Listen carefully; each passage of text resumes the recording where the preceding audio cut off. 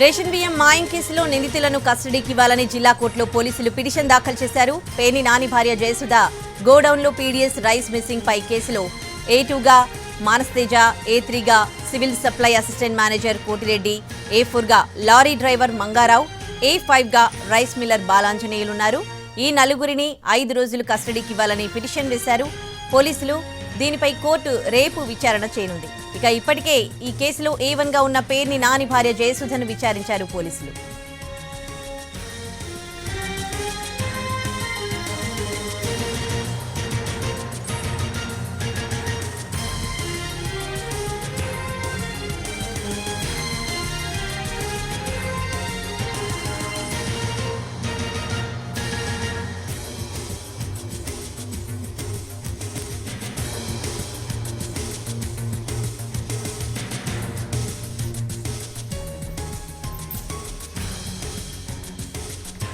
Ration బియ్యం మాయం కేసులో నిందితులను కస్టడీకి ఇవ్వాలంటూ జిల్లా కోర్టులో పోలీసులు పిటిషన్ దాఖలు చేశారు. ఈ పిటిషన్ రేపు విచారణకు రానుంది.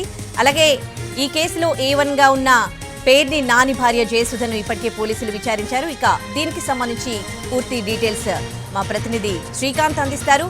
శ్రీకాంత్, అప్డేట్స్ ఏంటి? గోడౌన్ లో రేషన్ బియ్యం మాయం కేసుకు సంబంధించి పోలీసులు విచారణ అయితే వేగవంతం చేశారు. ఇప్పటికే ఈ కేసుకు సంబంధించి A2గా ఉన్నటువంటి ఆ గోడౌన్ మేనేజర్ మానస్ తేజతో పాటు A3గా ఉన్న సివిల్ సప్లైస్ కి సంబంధించి అసిస్టెంట్ మేనేజర్ గా ఉన్న కోటిరెడ్డి, ఇక లారీ డ్రైవర్, బియ్యం కొనుగోలు చేసిన రైస్ మిల్లర్, వీళ్ళందరినీ కూడా అరెస్ట్ చేశారు. కేసులో A1గా ఉన్నటువంటి జయసుధకు కోర్టు ముందస్తు బెయిల్ ఇవ్వడంతో ఆమెను నోటీసులు ఇచ్చి నిన్న విచారణ జరిపి కొన్ని వివరాలు కూడా సేకరించారు. ఈ నేపథ్యంలో ఆమె చెప్పిన వివరాలను సరిపోల్చుకోవడానికి ఇప్పటికే అరెస్ట్ చేసిన నిందితుల నుంచి కూడా మరిన్ని వివరాలు తెలుసుకోవాల్సిన అవసరం ఉన్న నేపథ్యంలో ఆ నిందితుల నలుగురిని కూడా పోలీసు కస్టడీకి 5 రోజులు ఇవ్వాలని చెప్పి ఈ రోజున జిల్లా కోర్టులో అయితే పోలీసులు ఒక కస్టడీ పిటిషన్ అయితే ఫైల్ చేశారు. దీనికి సంబంధించిన విచారణ రేపు జరిగే అవకాశాలు ఉన్నట్టుగా అయితే మనకి తెలుస్తా ఉంది. వీళ్ళ నుంచి కూడా మరోసారి జయసుధ విచారణలో ఇచ్చినటువంటి వివరాలను, అదేవిధంగా ఇప్పుడు ఈ కస్టడీకి కోర్టు అనుమతిస్తే కనుక వీళ్ళ నుంచి కూడా సమాచారం కూడా సేకరించి పూర్తి స్థాయిలో ఈ కేసుకు సంబంధించిన లోతైన దర్యాప్తుని, అదేవిధంగా సమగ్రంగా దర్యాప్తు పూర్తి చేయడానికి ఈ నిందితుల నలుగురిని కూడా పోలీస్ కస్టడీకి ఇవ్వాలని అయితే పోలీసులు కస్టడీ పిటిషన్ అయితే దాఖలు చేయడం జరిగింది.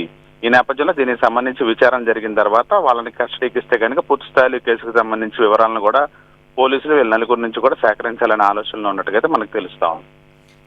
Right, thanks for the update Srikanth.